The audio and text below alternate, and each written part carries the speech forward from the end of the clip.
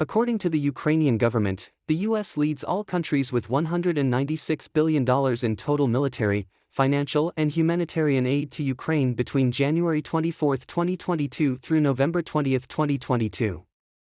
Germany has sent the second most funds, with $172 billion sent in that span. In that same span, the rest of the world has contributed less than $75 billion of total aid, with most of that sum coming from the United Kingdom, $28.2 billion, Poland, $24.3 billion, and Estonia, $5.48 billion. These figures do not include loans sent to Ukraine or additional contributions that were approved by their respective governments between December 2022 and February 2023. The growing figures come as the Ukraine-Russia war nears its one-year mark. Russia first invaded on February 24, 2022. Some members of Congress are looking to put a stop to the superabundant spending by the U.S. government, including Representative Matt Gaetz, who introduced a resolution to end military and financial aid to Ukraine. How much more for Ukraine? Is there any limit? Asked Gaetz, Republican Florida, on the House floor. Which billionth dollar really kicks in the door? Which red line we set will we not later cross? The proposal also urges Ukraine and Russia to seek a peace deal, requiring them to renew their negotiations. The Ukraine Fatigue Resolution has at least 10 co-sponsors and calls for the U.S. to end its military and financial aid to Ukraine and urges all combatants to reach a peace agreement. The resolution notes the U.S. has been the top contributor to the Ukrainian war effort, providing financial, military, and humanitarian aid to the U.S. ally.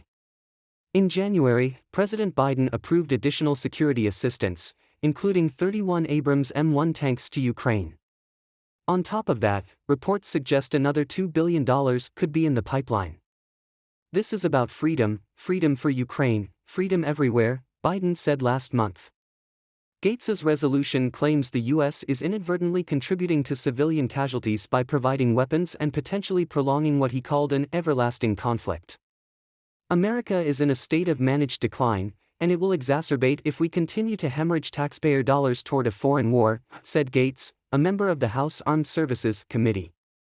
We must suspend all foreign aid for the war in Ukraine and demand that all combatants in this conflict reach a peace agreement immediately. 3 big Ukrainian regions and the capital Kyiv will be able to avoid electricity cuts on Sunday, leading producer DTK said on Saturday as authorities work to repair power grids damaged by a major Russian strike. Russia's defense ministry earlier said its forces had carried out a massive strike on critically important energy facilities of Ukraine's military-industrial complex on Friday. DTK said in a statement that grid operator Ukrenergo had not imposed any additional restrictions on consumption on Sunday, which meant there should be no power cuts in Kyiv and the surrounding region as well as the Odessa and Dnipro regions. Ukraine's energy minister, German Galashchenko, said Russia had hit power facilities in 6 regions with missiles and drones, causing blackouts across most of the country. Ukraine's armed forces said Russian forces had fired more than 100 missiles and mounted 12 air and 20 shelling attacks on Friday. It said 61 Russian cruise missiles were destroyed. Russia has repeatedly attacked civilian infrastructure far from the front lines, leaving millions of Ukrainians without power, heat or water for days at a time in the middle of winter. National Security and Defense Council Secretary Alexei Danilov said on February 11 that Russia has already begun its major offensive in Ukraine's east, but it faces big problems with it. They have already started their offensive, they just don't say it publicly. And our troops are repelling it, Danilov said on national television. The offensive they planned is gradually proceeding. But it's not the one they expected to have, he added. In early February, Ukraine's defense minister Alexei Reznikov expressed concern that Russia may renew its offensive to mark the one-year anniversary of the all-out war. He also noted that Russians have learned from their mistakes and won't attempt to attack from all directions at once. According to Reznikov, Russia has major forces in Ukraine's east and south. Now they have a new tactic, concentrated, slow attempts, little by little, 10 meters at a time, to capture, push, squeeze out, Reznikov said in an interview with Ukrainska Pravda news outlet. President Volodymyr Zelensky also said in a video address on February 5 that, based on several reports, Russia plans to do something symbolic in February to make up for its losses over the past year. Russia has lost nearly half of its battle tanks since the start of its full-scale invasion of Ukraine, according to Celeste Wallander, the Assistant Secretary of Defense for International Security Affairs at the Pentagon. The capabilities of the Russian army, especially the ground forces, have significantly deteriorated, Wallander said on February 10. According to the official, about 80% of Russia's ground forces' capabilities are now dedicated to the war. According to the General Staff of Ukraine's armed forces, Russia had lost 3,267 tanks since the beginning of its full-scale invasion on February 24.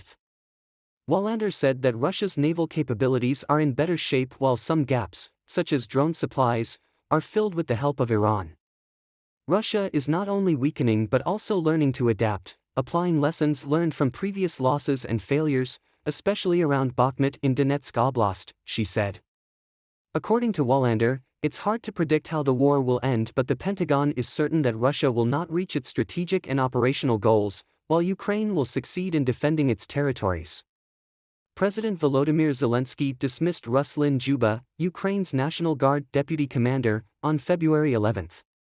Zelensky's executive order didn't specify the reasons for the dismissal, though Juba was reportedly in charge of military logistics. Earlier, Zelensky held several meetings with the security and defense agencies concerning various areas, including personnel policy, the interaction between state institutions, and the purity of agencies' work. The National Guard is a part of the Interior Ministry and responsible for public security. Its personnel is also fighting on the front lines. On January 24, Zelensky launched the most significant government reshuffle since the beginning of Russia's full-scale war. A deputy head of the president's office, a deputy prosecutor general, several deputy ministers, and several governors were ousted following several scandals, including corruption.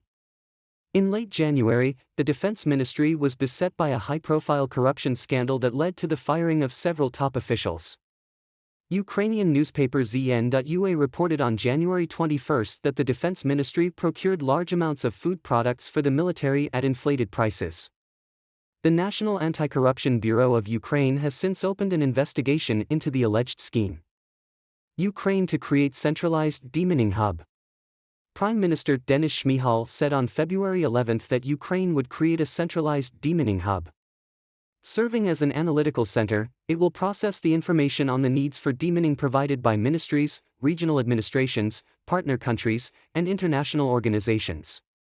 The Ukrainian Center for Humanitarian Demoning will help improve coordination between all these actors and help to attract all possible resources for demoning, a first step towards reconstruction, Shmyhal said. Ukraine is one of the most mined countries in the world due to Russia's invasion, according to Shmyhal. He previously reported that some 250,000 square kilometers of Ukrainian land, nearly 40% of the country's territory, have been mined since the beginning of Russia's full-scale invasion last year. It's currently the largest minefield in the world, Shmyhal said earlier. The large-scale mining of Ukrainian land makes it difficult and highly dangerous for local farmers to grow crops and harvest, putting at risk one of the country's most vital industries.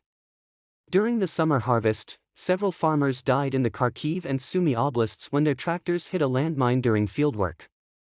Earlier, the State Emergency Service reported that after the end of the war, Ukraine would need at least 10 years to demine its territory. Ukrainian troops recaptured previously lost positions and gained a foothold in some areas along the front line, Commander-in-Chief of Ukraine's Armed Forces Valery Zaluzhnyi said on February 11. He didn't specify the areas. Zaluzhnyi said that Ukraine's defense is holding, keeping Bakhmut, a city in Donetsk Oblast, under control, and taking measures to stabilize the front line around the city. The fiercest battles are currently raging in the area of Volodar and Mariinka, towns that sit about 150 kilometers southwest of Bakhmut, where Russia carries out up to 50 attacks per day, he reported. Russian troops likely fled and abandoned at least 30 mostly intact armored vehicles in a single incident after a failed assault around Volodar, the UK Defence Ministry reported earlier on February 10. According to the Institute for the Study of War, Russia's recent failure in Volodar points to the poor training of the newly mobilized Russian soldiers. Ukraine's intelligence claims that Russian President Vladimir Putin has ordered his troops to fully occupy Donetsk Oblast, about half of which is currently under Russian control, by March. Despite the ambitious goal, Russia's advance has been slow in Donetsk Oblast since its forces lack the munitions and maneuver units crucial for successful offensives, according to the UK Defence Ministry. In its regular evening update on February 11, the General Staff of Ukraine's armed forces reported that Russian forces continue to focus their main efforts on offensive operations in the directions of Kupiansk, Lyman, Bakhmut, Avdiivka, and Novopavlovsk in Ukraine's east and northeast. General Staff reports Moscow is strengthening its grouping of troops near Lyman and Bakhmut in the eastern Donetsk Oblast. According to the General Staff, despite significant losses, Russia doesn't give up its intention to occupy the entire Donetsk and Luhansk oblasts.